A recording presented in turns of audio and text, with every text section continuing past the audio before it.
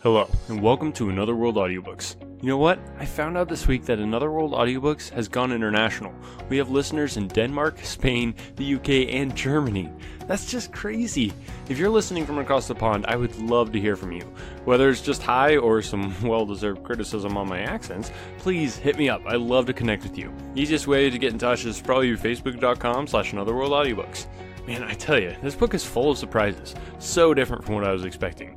I think you're really going to enjoy this week's episode. But looking towards the future, we've got about one more episode left of Frankenstein. You know what that means. Be sure to keep an eye on the blog and Another World's social media.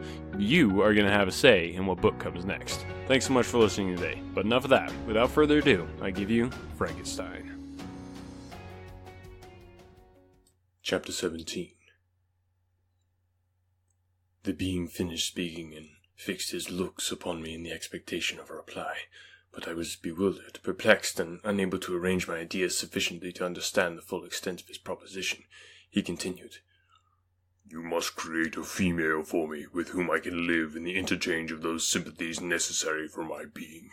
This you alone can do, and I demand it of you as a right which you must not refuse to concede." The latter part of his tale had kindled anew in me the anger that had died away while he narrated his peaceful life among the cottagers, and as he said this I could no longer suppress the rage that burned within me.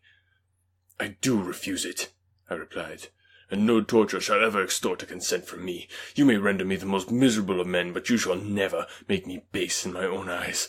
Shall I create another like yourself, whose joint wickedness might desolate the world?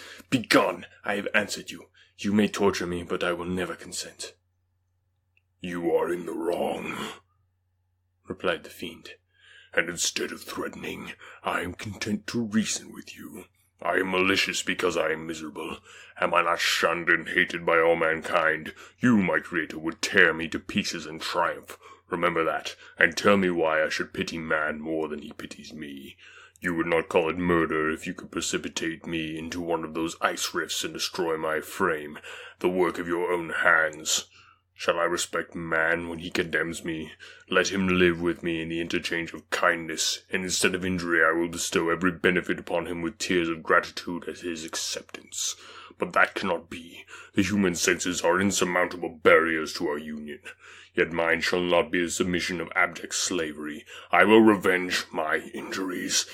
If I cannot inspire love, I will cause fear, and chiefly towards you, my arch-enemy, because my creator, I do swear inextinguishable hatred. Have a care. I will work at your destruction, nor finish until I desolate your heart, so that you shall curse the hour of your birth." A fiendish rage animated him as he said this. His face was wrinkled into contortions too horrible for human eyes to behold, but presently he calmed himself and proceeded. "I intend to reason. This passion is detrimental to me, for you do not reflect that you are the cause of its excess. If any being felt emotions of benevolence towards me, I should return them 100 and 100-fold. For that one creature's sake I would make peace with the whole mankind, but I now indulge in dreams of bliss that cannot be realized. What I ask of you is reasonable and moderate. I demand a creature of another sex, but as hideous as myself. The gratification is small, but it is all that I can receive, and it shall content me. It is true, we shall be monsters, cut off from all the world, but on that account we shall be more attached to one another. Our lives will not be happy, but they will be harmless and free from the misery I now feel. Oh, my creator, make me happy. Let me feel gratitude towards you for one benefit. Let me see that I excite the sympathy of some existing thing. Do not deny me my request." I was moved. I shuddered when I thought of the possible consequences of my consent, but I felt that there was some justice in his argument. His tale and the feelings he now expressed proved him to be a creature of fine sensations, and did I not, as his maker, owe him all the portion of happiness that it was in my power to bestow? He saw my change of feeling and continued. "If you consent, neither you nor any other human being shall ever see us again. I will go to the vast wilds of South America. My food is not that of man. I do not destroy the lamb and the kid to glut my appetite. Acorns and berries afford me sufficient nourishment. My companion will be of the same nature as myself, and will be content with the same fare. We shall make our bed of dried leaves. The sun will shine on us as on man, and will ripen our food.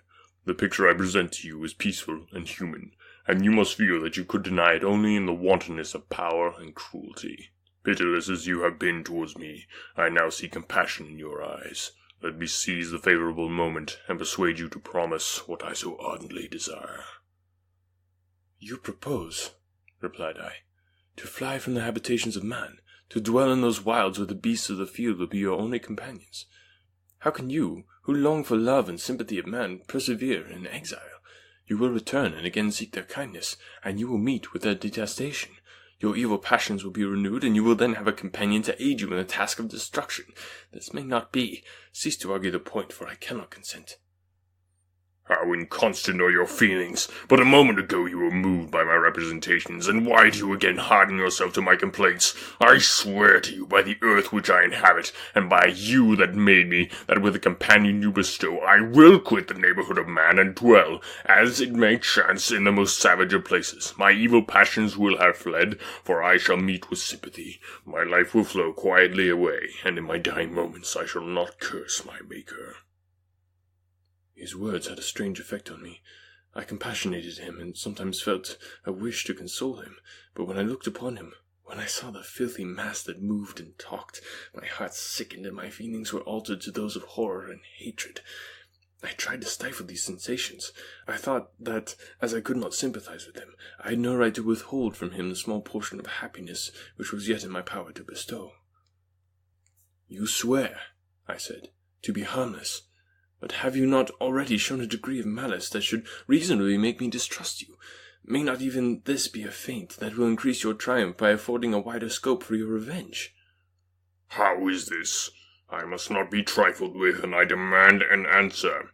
If I have no ties and no affections, hatred and vice must be my portion. The love of another would destroy the cause of my crimes, and I shall become a thing of whose existence everyone will be ignorant. My vices are the children of a false solitude that I abhor, and my virtues will necessarily arise when I live in communion with an equal.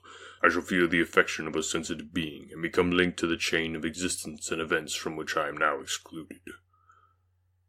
I paused some time to reflect on all he had related and the various arguments which he had employed. I thought of the promise of virtues which he had displayed on the opening of his existence, and the subsequent blight of all kindly feelings by the loathing and scorn which his protectors had manifested towards him. His power and threats were not omitted in my calculations. A creature who could exist in the ice caves of the glaciers and hide himself from pursuit among the ridges of inaccessible precipices was a being possessing faculties it would be vain to cope with. After a long pause of reflection, I concluded that the justice due both to him and my fellow creatures demanded of me that I should comply with his request. Turning to him, therefore, I said, "I consent to your demand, on your solemn oath to quit Europe forever, and every other place in the neighborhood of man, as soon as I shall deliver into your hands a female who will accompany you in your exile." "I swear," he cried, "by the sun and by the blue sky of heaven, and by the fire of love that burns in my heart, that if you grant my prayer, while they exist, you shall never behold me again. Depart to your home, and commence your labors. I shall watch their progress with unutterable anxiety, and fear not but that when you are ready, I shall appear." Saying this, he suddenly quitted me, fearful perhaps of any change in my sentiments. I saw him descend the mountain with greater speed than the flight of an eagle, and quickly lost among the undulations of the sea of ice. His tale had occupied the whole day, and the sun was upon the verge of the horizon when he departed. I knew that I ought to hasten my descent towards the valley, as I should soon be encompassed in darkness, but my heart was heavy and my steps slow. The labor of winding among the little paths of the mountain and fixing my feet firmly as I advanced perplexed me, occupied as I was by the emotions which the occurrences of the day had produced. Night was far advanced when I came to the halfway resting place and seated myself beside the fountain. The stars shone at intervals as the clouds passed from over them. The dark pines rose before me, and every here and there a broken tree lay on the ground. It was a scene of wonderful solemnity, and stirred strange thoughts within me. I wept bitterly, and clasping my hands in agony, I exclaimed, "Oh, stars and clouds and winds, ye are all about to mock me. If you really pity me, crush sensation and memory. Let me become as naught, but if not, depart and leave me in darkness." These were wild and miserable thoughts, but I cannot describe to you how the eternal twinkling of the stars weighed upon me, and how I listened to every blast of wind as if it were a dull, ugly siroc on its way to consume me. Morning dawned before I arrived at the village of Chamonix. I took no rest, but returned immediately to Geneva. Even in my own heart I could give no expression to my sensations. They weighed on me with a mountain's weight, and their excess destroyed my agony beneath them. Thus I returned home, and entering the house presented myself to the family. My haggard and wild appearance awoke intense alarm, but I answered no question. Scarcely did I speak. I felt as if I were placed under a ban, as if I had no right to claim their sympathies, as if never more might I enjoy companionship with them. Yet even thus I loved them to adoration, and to save them I resolved to dedicate myself to my most abhorred task. The prospect of such an occupation made every other circumstance of existence pass before me like a dream, and that thought only had to me the reality of life. Chapter 18. Day after day, week after week passed away on my return to Geneva. I could not collect the courage to recommence my work. I feared the vengeance of the disappointed fiend, yet I was unable to overcome my repugnance to the task which was enjoined me. I found that I could not compose a female without again devoting several months to profound study and laborious disquisition. I had heard of some discoveries having been made by an English philosopher, the knowledge of which was material to my success, and I sometimes thought of obtaining my father's consent to visit England for this purpose. But I clung to every pretense of delay, and shrank from taking the first step in an undertaking whose immediate necessity began to appear less absolute to me. A change indeed had taken place in me. My health, which had hitherto declined, was now much restored, and my spirits, when unchecked by the memory of my unhappy promise, rose propitiously. My father saw this change with pleasure, and he turned his thoughts towards the best method of eradicating the remains of my melancholy, which every now and then would return by fits, and with a devouring blackness overcast the approaching sunshine. At these moments I took refuge in the most perfect solitude. I passed whole days on the lake alone in a little boat, watching the clouds and listening to the rippling of the waves, silent and listless. But the fresh air and bright sun seldom failed to restore me to some degree of composure, and on my return I met the salutations of my friends with a readier smile and a more cheerful heart. It was after my return from one of these rambles that my father, calling me aside, thus addressed me.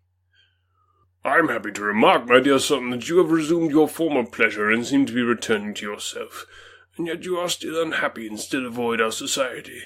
For some time I was lost in conjecture as to the cause of this, but yesterday an idea struck me, and if it is well founded, I conjure you to avow it.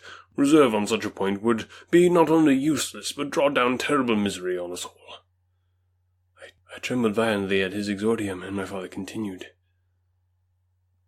"I confess, my son, that I have always looked forward to your marriage with our dear Elizabeth as the tie of our domestic comfort and the stay of my declining years. You were attached to each other from your earliest infancy. You studied together and appeared in dispositions and tastes entirely suited to one another. But so blind is the experience of man that what I conceived to be the best assistance to my plan may have entirely destroyed it. You perhaps regard her as your sister, without any wish that she might become your wife. Nay, you may have met with another whom you may love, and considering yourself as bound in honour to Elizabeth, this struggle may occasion the poignant misery which you appear to feel." "My dear father, reassure yourself. I love my cousin tenderly and sincerely. I never saw any woman who excited, as Elizabeth does, my warmest admiration and affection. My future hopes and prospects are entirely bound up in the expectation of our union."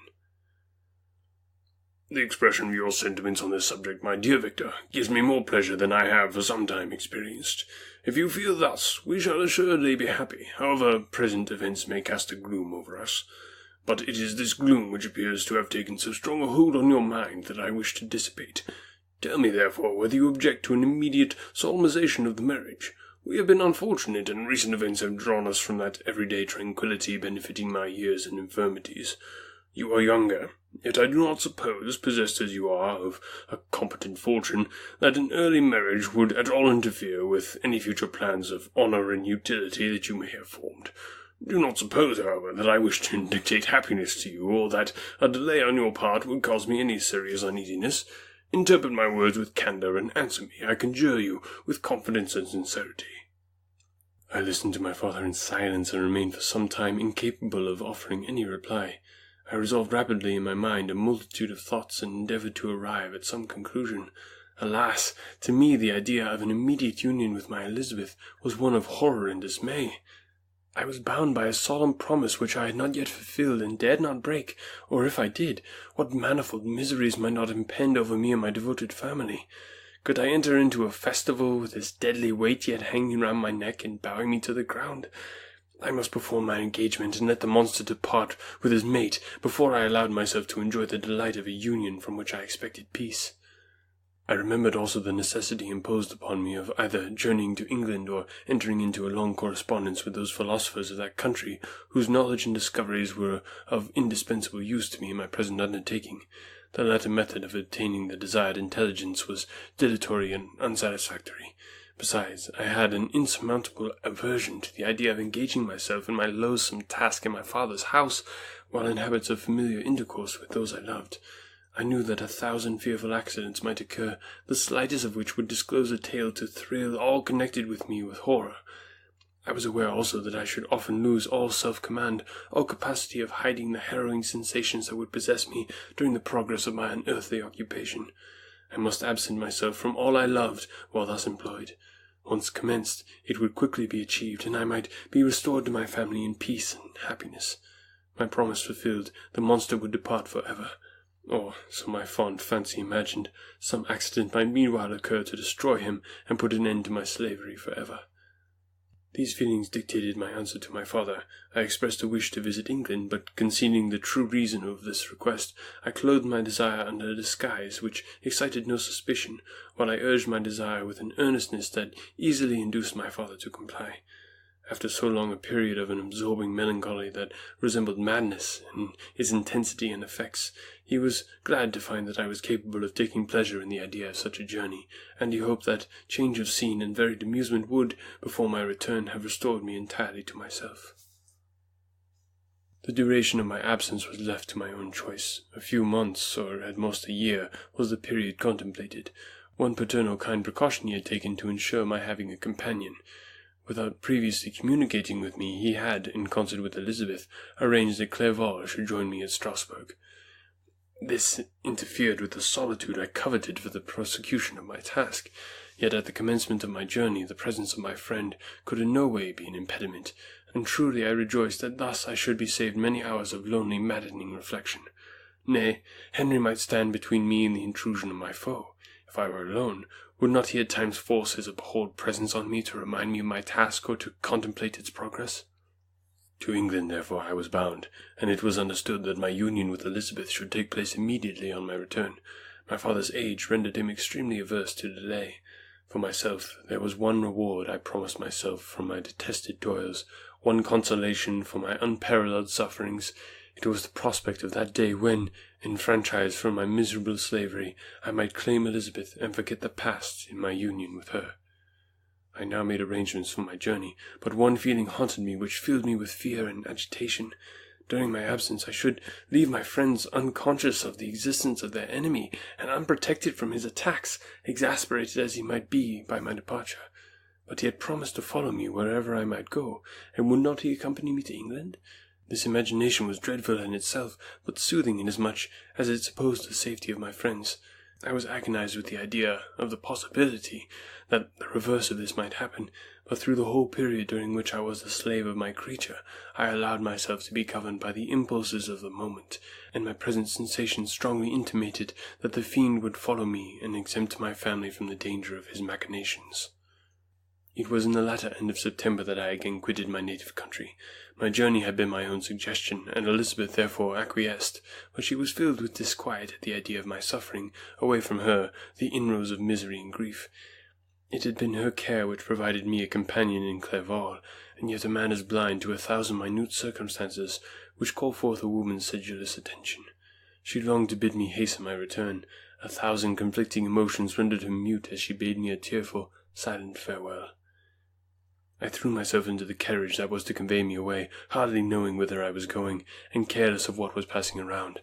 I remembered only, and it was with a bitter anguish that I reflected on it, to order that my chemical instruments should be packed to go with me.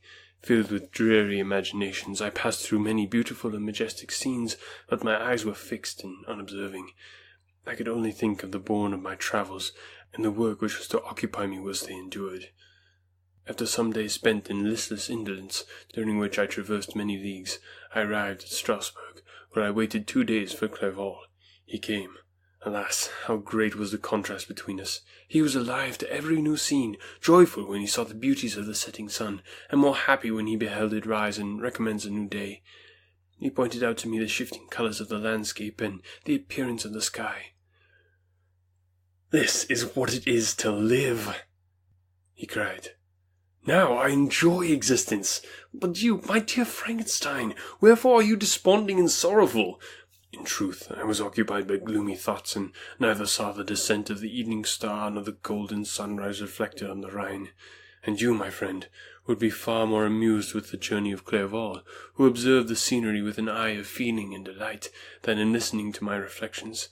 I, a miserable wretch, haunted by a curse that shut up every avenue to enjoyment. We had agreed to descend the Rhine in a boat from Strasbourg to Rotterdam, whence we might take shipping for London. During this voyage we passed many willowy islands and saw several beautiful towns. We stayed a day at Mannheim, and on the 5th from our departure from Strasbourg arrived at Mainz. The course of the Rhine below Mainz becomes more picturesque. The river descends rapidly and winds between hills, not high, but steep and of beautiful forms. We saw many ruined castles standing on the edges of precipices, surrounded by black woods, high and inaccessible. This part of the Rhine, indeed, presents a singularly variegated landscape. In one spot you view rugged hills, ruined castles overlooking tremendous precipices, with the dark Rhine rushing beneath, and on the sudden turn of a promontory, flourishing vineyards with green sloping banks and a meandering river and populous towns occupying the scene. We travelled at the time of the vintage, and heard the song of the labourers as we glided down the stream. Even I, depressed in mind and my spirit continually agitated by gloomy feelings, even I was pleased. I lay at the bottom of the boat, and I gazed on the cloudless blue sky. I seemed to drink in a tranquillity to which I had long been a stranger. And if these were my sensations, who can describe those of Henry? He felt as if he had been transported to fairyland, and enjoyed a happiness seldom tasted by man. "I have seen," said he, "the most beautiful scenes of my own country. I visited the lakes of Lucerne and Uri, where the snowy mountains descend almost perpendicularly to the water, casting black and impenetrable shades which would cause a gloomy and mournful appearance, were it not for the most verdant islands that relieve the eye by their gay appearance. I have seen this lake agitated by a tempest, where the wind tore up whirlwinds of water, and gave you an idea of what the waterspout must be on the great ocean. And the waves dash with fury the base of the mountain, where the priest and his mistress were overwhelmed by an avalanche, and where their dying voices are still said to be heard amid the pauses of the nightly wind. I have seen the mountains of La Vallee and the Pays de Vent, but this country, Victor, pleases me more than all those wonders. The mountains of Switzerland are more majestic and strange, but there is a charm in the banks of this divine river that I never before saw equalled. Look at that castle which overhangs yon precipice, and that also on the island, almost concealed amongst the foliage of those lovely trees, and now that group of labourers coming from among their vines, and that village half hid in the recess of the mountain. Oh, surely the spirit that inhabits and guards this place has a soul more in harmony with man than those who pile the glacier or retire to the inaccessible peaks of the mountain of our own country. Clerval, beloved friend, even now it delights me to record your words and to dwell on the praise of which you are so eminently deserving. He was a being formed in the very poetry of nature. His wild and enthusiastic imagination was chastened by the sensibility of his heart. His soul overflowed with ardent affections, and his friendship was of that devoted and wondrous nature that the worldly-minded teach us to look for only in the imagination. But even human sympathies were not sufficient to satisfy his eager mind. The scenery of eternal nature, which others regard only with admiration, he loved with ardour. The sounding cataract haunted him like a passion, the tall rock, the mountain and the deep and gloomy wood, their colours and their forms were then to him an appetite, a feeling and a love, that had no need of a remoter charm, by thought supplied or any interest, unborrowed from the eye. And where does he now exist? Is this gentle and lovely being lost for ever? Has this mind, so replete with ideas, imaginations, fanciful and magnificent, which formed a world whose existence depended on the life of its creator, has this mind perished? Does it now only exist in my memory? No, it is not thus. Your form, so divinely wrought and beaming with beauty, has decayed, but your spirit still visits and consoles your unhappy friend. Pardon this gush of sorrow. These ineffectual words are but a slight tribute to the unexampled worth of Henry, but they soothe my heart, overflowing with the anguish which his remembrance creates. I will proceed with my tale. Beyond Cologne, we descended to the plains of Holland, and we resolved to post the remainder of our way, for the wind was contrary and the stream of the river was too gentle to aid us. Our journey here lost the interest arising from beautiful scenery, but we arrived a few days at Rotterdam, whence we proceeded by sea to England. It was on a clear morning, in the latter days of December, that I first saw the white cliffs of Britain. The banks of the Thames presented a new scene. They were flat but fertile, and almost every town was marked by the remembrance of some story. We saw Tilbury Fort and remembered the Spanish Armada, Gravesend, Woolwich, and Greenwich, places which I have heard of even in my country. At length we saw the numerous steeples of London, St. Paul's towering above all, and the Tower famed in English history. Chapter 19. London was our present point of rest. We determined to remain several months in this wonderful and celebrated city. Clerval desired the intercourse of the men of genius and talent who flourished at this time, but this was with me a secondary object. I was principally occupied with the means of obtaining the information necessary for the completion of my promise, and quickly availed myself of the letters of introduction that I had brought with me, addressed to the most distinguished natural philosophers. If this journey had taken place during my days of study and happiness, it would have afforded me inexpressible pleasure, but a blight had come over my existence, and I only visited these people for the sake of the information they might give me on the subject in which my interest was so terribly profound. Company was irksome to me. When alone, I could fill my mind with the sights of heaven and earth. The voice of Henry soothed me, and I could thus cheat myself into a transitory peace. But busy, uninteresting, joyous faces brought back despair to my heart. I saw an insurmountable barrier placed between me and my fellow men. This barrier was sealed with the blood of William and Justine, and to reflect on the events connected with those names filled my soul with anguish. But in Clerval I saw the image of my former self. He was inquisitive and anxious to gain experience and instruction. The difference of manners which he observed was to him an inexhaustible source of instruction and amusement.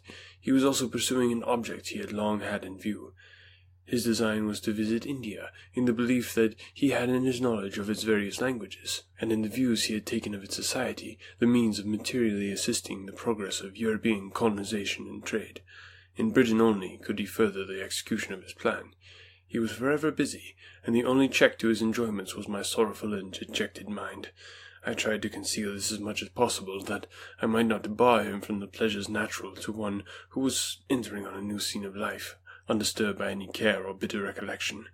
I often refused to accompany him, alleging another engagement that I might remain alone. I now also began to collect the materials necessary for my new creation, and this was to me the torture of single drops of water continually falling on my head. Every thought that was devoted to it was an extreme anguish, and every word that I spoke in allusion to it caused my lips to quiver and my heart to palpitate. After passing some months in London, we received a letter from a person in Scotland who had formerly been our visitor at Geneva. He mentioned the beauties of his native country, and asked if those were not sufficient allurements to induce us to prolong our journey as far north as Perth, where he resided. Clerval eagerly desired to accept this invitation, and I, although I abhorred society, wished to view again mountains and streams and all the wondrous works with which nature adorns her chosen dwelling places. We had arrived in England at the beginning of October, and it was now February. We accordingly determined to commence our journey towards the north at the expiration of another month.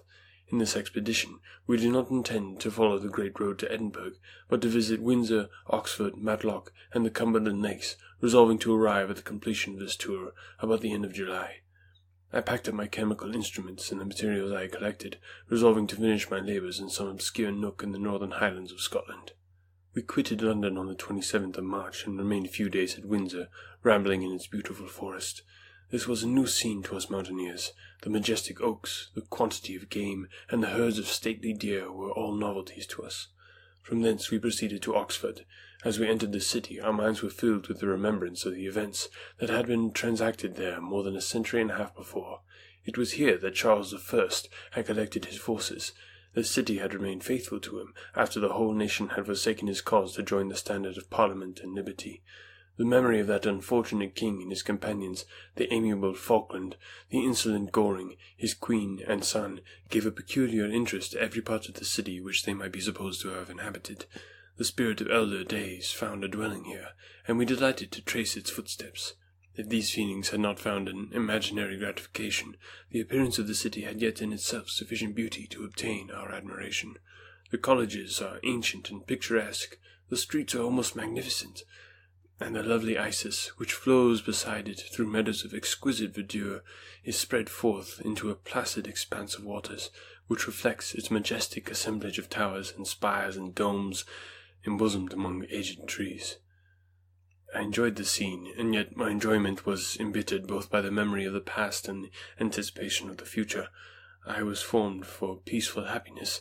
During my youthful days, discontent never visited my mind, and if I was ever overcome by ennui, the sight of what is beautiful in nature or the study of what is excellent and sublime in the productions of man could always interest my heart and communicate elasticity to my spirits.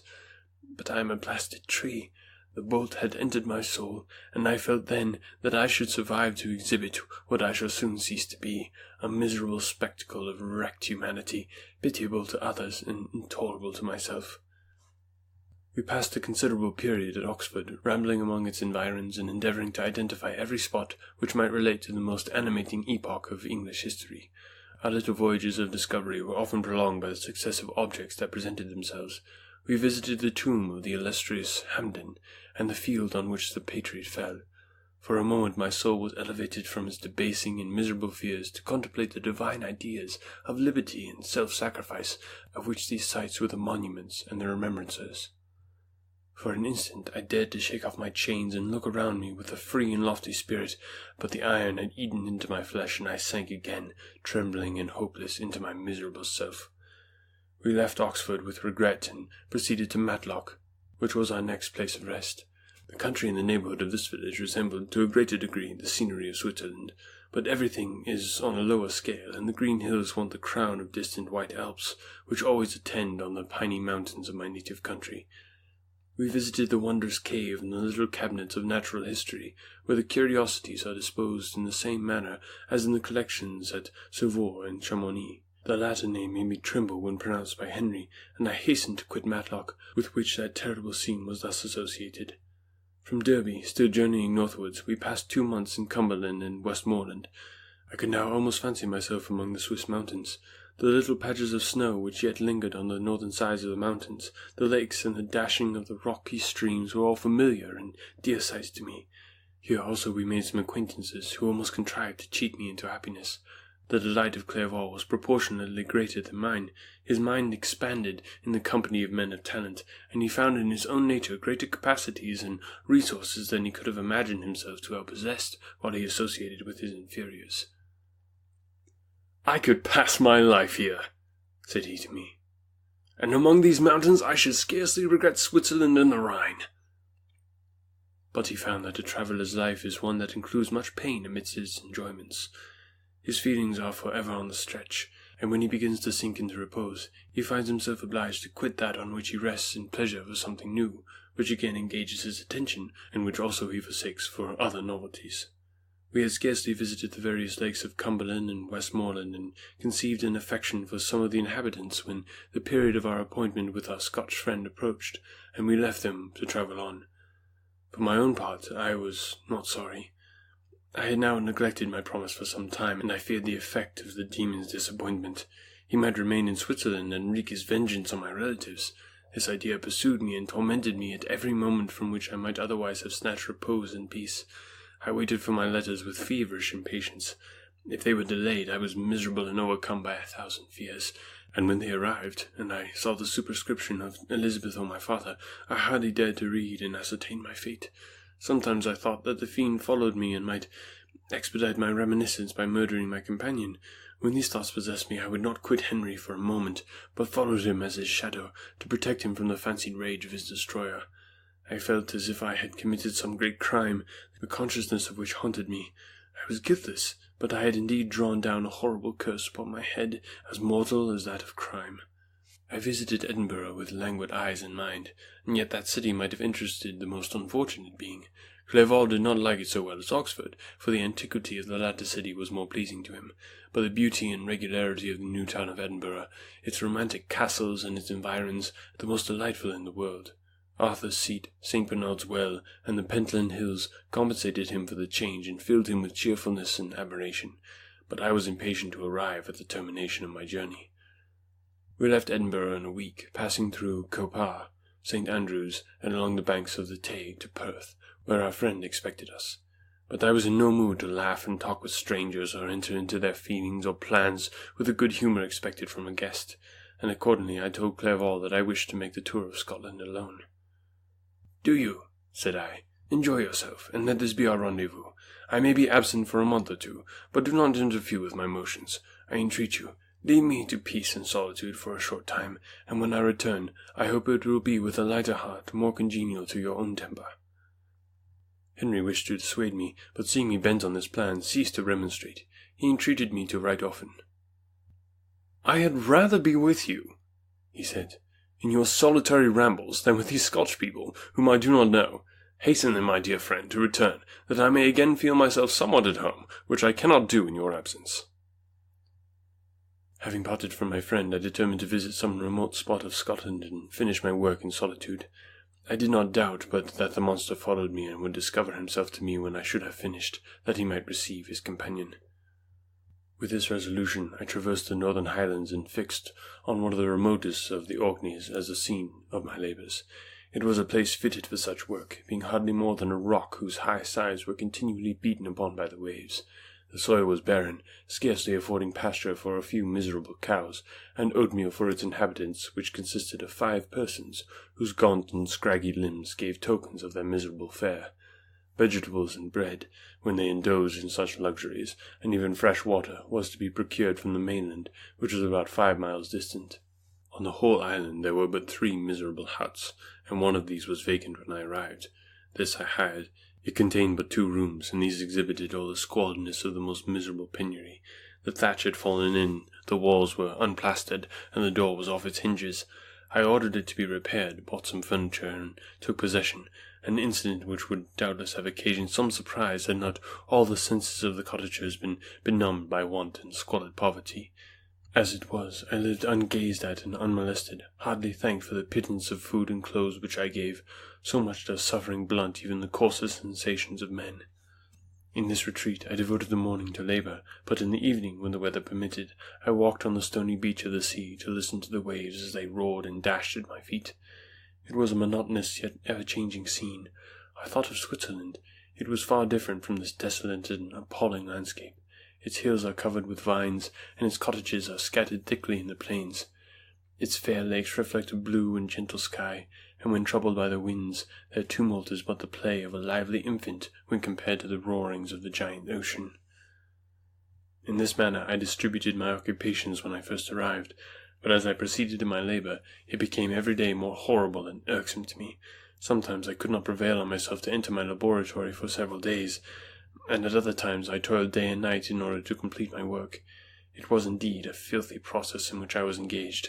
During my first experiment, a kind of enthusiastic frenzy had blinded me to the horror of my employment, but my mind was intently fixed on the consummation of my labour, and my eyes were shut to the horror of my proceedings. But now I went to it in cold blood, and my heart often sickened at the work of my hands. Thus situated, employed in the most detestable occupation, immersed in a solitude where nothing could for an instant call my attention from the actual scene in which I was engaged, my spirits became unequal. I grew restless and nervous. Every moment I feared to meet my persecutor. Sometimes I sat with my eyes fixed on the ground, fearing to raise them lest they should encounter the object which I so much dreaded to behold. I feared to wander from the sight of my fellow creatures, lest when alone he should come to claim his companion. In the meantime I worked on, and my labour was already considerably advanced. I looked towards its completion with a tremulous and eager hope, which I dared not trust myself to question, but which was intermixed with obscure forebodings of evil that made my heart sicken in my bosom. Chapter 20. I sat one evening in my laboratory. The sun had set and the moon was just rising from the sea. I had not sufficient light for my employment, and I remained idle, in a pause of consideration of whether I should leave my labour for the night, or hasten its conclusion by an unremitting attention to it. As I sat, a train of reflection occurred to me which led me to consider the effects of what I was now doing. 3 years before, I was engaged in the same manner, and had created a fiend, whose unparalleled barbarity had desolated my heart, and filled it forever with the bitterest remorse. I was now about to form another being, of whose dispositions I was alike ignorant. She might become 10,000 times more malignant than her mate, and delight, for its own sake, in murder and wretchedness.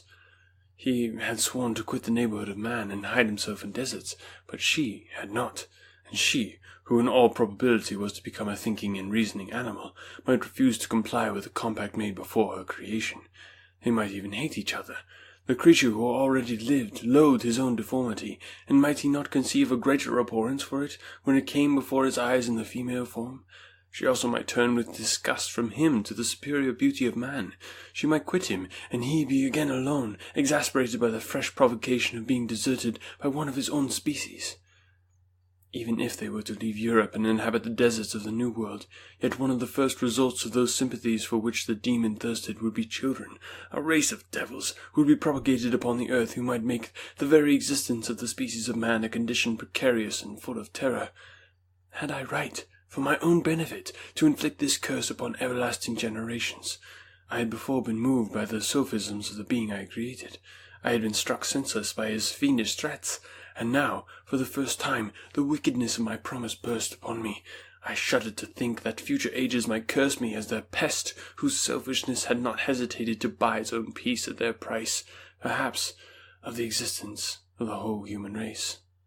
I trembled and my heart failed within me, when, looking up, I saw by the light of the moon the demon at the casement. A ghastly grin wrinkled his lips as he gazed on me, where I sat fulfilling the task he had allotted to me. Yes, he had followed me in my travels, he had loitered in forests, hid himself in caves, or taken refuge in wide and desert heaths, and now he came to mark my progress and claim the fulfilment of my promise. As I looked on him, his countenance expressed the utmost extent of malice and treachery. I thought with the sensation of madness on my promise of creating another like him, and trembling with passion, tore to pieces the thing on which I was engaged. The wretch saw me destroy the creature on whose future existence he depended for happiness, and with a howl of devilish despair and revenge withdrew. I left the room, and locking the door, made a solemn vow in my heart never to resume my labours, and then, with trembling steps, I sought my own apartment. I was alone. None were near me to dissipate the gloom or relieve me from the sickening oppression of the most terrible reveries. Several hours passed, and I remained near my window gazing on the sea. It was almost motionless, for the winds were hushed, and all nature reposed under the eye of the quiet moon. A few fishing vessels alone specked the water, and now and then the gentle breeze wafted the sound of voices as the fishermen called to one another. I felt the silence, although I was hardly conscious of its extreme profundity, until my ear was suddenly arrested by the paddling of oars near the shore, and a person landed close to my house. In a few minutes after, I heard the creaking of my door, as if someone endeavoured to open it softly. I trembled from head to foot. I felt a presentiment of who it was, and wished to rouse one of the peasants who dwelt in the cottage not far from mine, but I was overcome by the sensation of helplessness, so often felt in frightful dreams, when you in vain endeavour to fly from an impending danger, and was rooted to the spot. Presently I heard the sound of footsteps along the passage. The door opened, and the wretch whom I dreaded appeared. Shutting the door, he approached me and said in a smothered voice, "You have destroyed the work which you began. What is it that you intend? Do you dare to break your promise? I have endured toil and misery. I left Switzerland with you. I crept along the shores of the Rhine, among its willow islands, and over the summit of its hills. I have dwelt many months in the heaths of England and among the desert of Scotland. I have endured incalculable fatigue and cold and hunger. Do you dare destroy my hopes?" "Begone! I do break my promise. Never will I create another like yourself, equal in deformity and wickedness." Slave, I before reasoned with you, but you have proved yourself unworthy of my condescension. Remember that I have power. You believe yourself miserable, but I can make you so wretched that the light of day will be hateful to you. You are my creator, but I am your master. Obey. The hour of my irresolution is past, and the period of your power is arrived. Your threats cannot move me to do an act of wickedness, but they confirm me in a determination of not creating you a companion in vice. Shall I, in cold blood, set loose upon the earth a demon whose delight is in death and wretchedness? Begone! I am firm, and your words will only exasperate my rage. The monster saw my determination in my face and gnashed his teeth in the impotence of anger. Shall each man, cried he, find a wife for his bosom, and each beast have its mate, and I be alone? I have feelings of affection, and they were requited by detestation and scorn. Man, you may hate, but beware. Your hours will pass in dread and misery, and soon the bolt will fall which must ravish from you your happiness forever. Are you to be happy while I grovel in the intensity of my wretchedness? You can blast my other passions, but revenge remains. Revenge, henceforth dearer than light or food. I may die, but first you, my tyrant and tormentor, shall curse the sun that gazes on your misery. Beware, for I am fearless and therefore powerful. I will watch with the wiliness of a snake, that I may sting with its venom. Man, you shall repent the injuries you inflict. Devil, cease, and do not poison the air with these sounds of malice. I have declared my resolution to you, and I am no coward to bend beneath words. Leave me. I am inexorable. It is well. I go. But remember, I shall be with you on your wedding night. I started forward and exclaimed, Villain! Before you sign my death warrant, be sure that you are yourself safe. I would have seized him, but he eluded me and quitted the house with precipitation. In a few moments I saw him in his boat, which shot across the waters with an arrowy swiftness and was soon lost amidst the waves. All was again silent, but his words rang in my ears. I burned with rage to pursue the murderer of my peace and precipitate him into the ocean. I walked up and down my room hastily and perturbed, while my imagination conjured up 1,000 images to torment and sting me. Why had I not followed him and closed with him in mortal strife? But I had suffered him to depart, and he had directed his course towards the mainland. I shuddered to think who might be the next victim sacrificed to his insatiate revenge, and then I thought again of his words, I will be with you on your wedding night. That, then, was the period fixed for the fulfillment of my destiny. In that hour I should die, and at once satisfy and extinguish his malice. The prospect did not move me to fear, yet I thought of my beloved Elizabeth, of her tears and endless sorrow, when she should find her lover so barbarously snatched from her. Tears, the first I had shed for many months, streamed from my eyes, and I resolved not to fall before my enemy without a bitter struggle. The night passed away, and the sun rose from the ocean. My feelings were calmer, if it may be called calmness when the violence of rage sinks into the depths of despair. I left the house, the horrid scene of the last night's contention, and walked on the beach of the sea, which I almost regarded as an insuperable barrier between me and my fellow creatures. Nay, a wish that such should prove the fact stole across me. I desired that I might pass my life on that barren rock, wearily, it is true, but uninterrupted by any sudden shock of misery. If I returned, it was to be sacrificed, or to see those whom I most loved die under the grasp of a demon whom I myself created. I walked about the isle like a restless spectre, separated from all it loved and miserable in the separation. When it became noon, and the sun was higher, I lay down on the grass and was overpowered by a deep sleep. I had been awake the whole of the preceding night. My nerves were agitated and my eyes inflamed by watching and misery. The sleep into which I now sank refreshed me, and when I awoke, I again felt as if I belonged to a race of human beings like myself, and I began to reflect upon what had passed with greater composure. Yet still the words of the fiend rang in my ears like a death knell. They appeared like a dream, yet distinct and oppressive as a reality. The sun had far descended, and I still sat on the shore, satisfying my appetite, which had become ravenous, with an oaten cake, when I saw a fishing boat land close to me, and one of the men brought me a packet. It contained letters from Geneva, and one from Clerval entreating me to join him.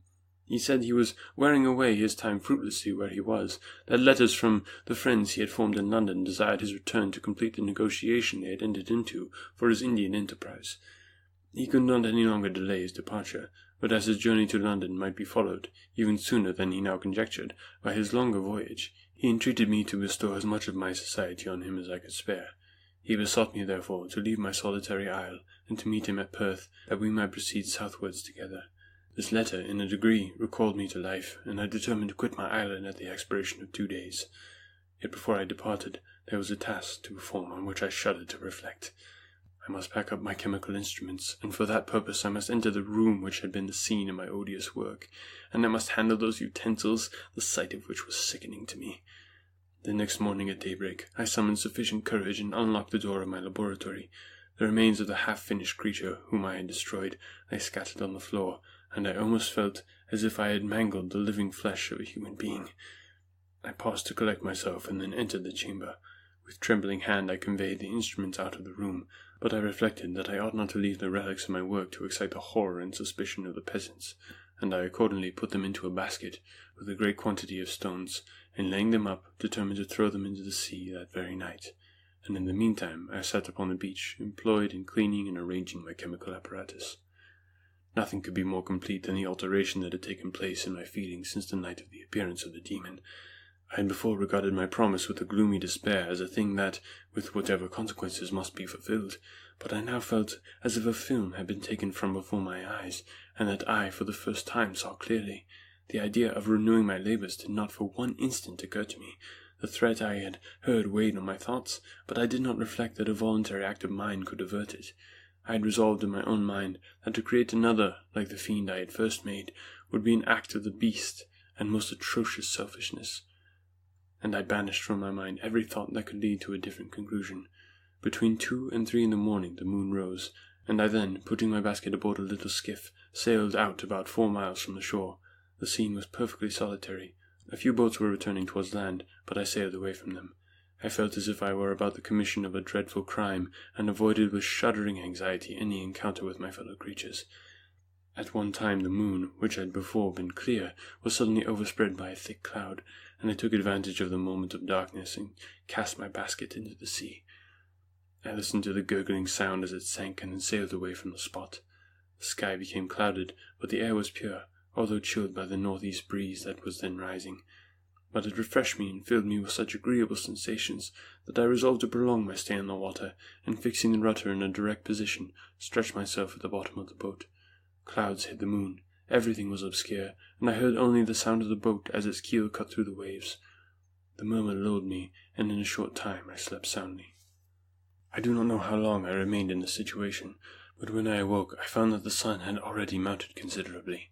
The wind was high, and the waves continually threatened the safety of my little skiff. I found that the wind was northeast, and must have driven me far from the coast from which I had embarked. I endeavoured to change my course, but quickly found that if I again made the attempt, the boat would be instantly filled with water. Thus situated, my only source was to drive before the wind. I confess that I felt a few sensations of terror. I had no compass with me, and was so slenderly acquainted with the geography of this part of the world that the sun was of little benefit to me. I might be driven into the wide Atlantic and feel all the tortures of starvation, or be swallowed up in the immeasurable waters that roared and buffeted around me. I had already been out many hours and felt the torment of a burning thirst, a prelude to my other sufferings. I looked on the heavens, which were covered by clouds that blew before the wind, only to be replaced by others. I looked upon the sea. It was to be my grave. "Fiend!" I exclaimed, "your task is already fulfilled." I thought of Elizabeth, of my father, and of Clerval, all left behind, on whom the monster might satisfy his sanguinary and merciless passions. This idea plunged me into a reverie so despairing and frightful that even now, when the scene is on the point of closing before me forever, I shudder to reflect on it. Some hours passed thus, but by degrees, as the sun declined toward the horizon, the wind died away into a gentle breeze, and the sea became free from breakers. But these gave place to a heavy swell. I felt sick and hardly able to hold the rudder, when suddenly I saw a line of high land towards the south. Almost spent, as I was, by fatigue and the dreadful suspense I endured for several hours, this sudden certainty of life rushed like a flood of warm joy to my heart, and tears gushed from my eyes. How mutable are our feelings, and how strange is that clinging love we have of life, even in the excess of misery. I constructed another sail with a part of my dress, and eagerly steered my course towards the land. It had a wild and rocky appearance, but as I approached nearer, I easily perceived the traces of cultivation.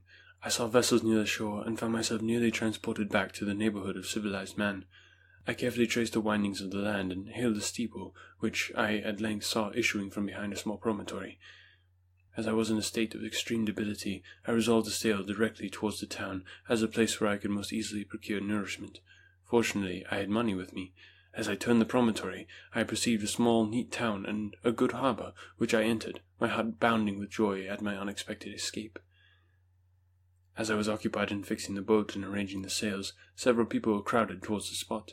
They seemed much surprised at my appearance, but instead of offering me any assistance, whispered together with gestures that at any other time might have produced in me a slight sensation of alarm. As it was, I merely remarked that they spoke English, and I therefore addressed them in that language. "My good friends," said I, "will you be so kind as to tell me the name of this town and inform me where I am?" "You'll know that soon enough," replied a man with a hoarse voice. "Maybe you are come to a place that will not prove much to your taste, but you will not be consulted as to your quarters, I promise you." I was exceedingly surprised on receiving so rude an answer from a stranger, and I was also disconcerted on perceiving the frowning and angry countenances of his companions. "Why do you answer me so roughly?" I replied. "Surely it is not the custom of Englishmen to receive strangers so inhospitably." "I do not know," said the man, "what the custom of the English may be, but it is the custom of the Irish to hate villains." While this strange dialogue continued, I perceived the crowd rapidly increase. Their faces expressed a mixture of curiosity and anger, which annoyed and in some degree alarmed me. I inquired the way to the inn, but no one replied. I then moved forward, and a murmuring sound arose from the crowd as they followed and surrounded me, when an ill-looking man approaching me tapped me on the shoulder and said, "Come, sir, you must follow me to Mr. Kerwin's to give an account of yourself." "Who is Mr. Kerwin? Why am I to give an account of myself? Is not this a free country?" "Why, sir, free enough for honest folks. Mr. Kerwin is a magistrate, and you are to give an account of the death of a gentleman who was found murdered here last night." This answer startled me, but I presently recovered myself. I was innocent, but that could easily be proved. Accordingly, I followed my conductor in silence and was led to one of the best houses in the town. I was ready to sink from fatigue and hunger, but being surrounded by a crowd, I thought it politic to rouse all my strength, that no physical debility might be construed into apprehension or conscious guilt. Little did I then expect the calamity that was in a few moments to overwhelm me and extinguish in horror and despair all fear of ignominy and death. I must pause here, for it requires all my fortitude to recall the memory of the frightful events which I am about to relate in proper detail to my recollection. Thanks so much for listening today. I hope you're enjoying this as much as I am. Remember, the best way to support the show is by just sharing it with your friends and enemies. Who do you know who would enjoy a free audiobook? Okay, so for picking the next book, I've put up a little form that you can fill out at anotherworldaudiobooks.wordpress.com. It's got a few suggestions of books that you can pick from, or you can suggest your own book. So get over there and fill that out. I want to know what book you want next. Thanks again so much for listening and supporting the show. Till next week.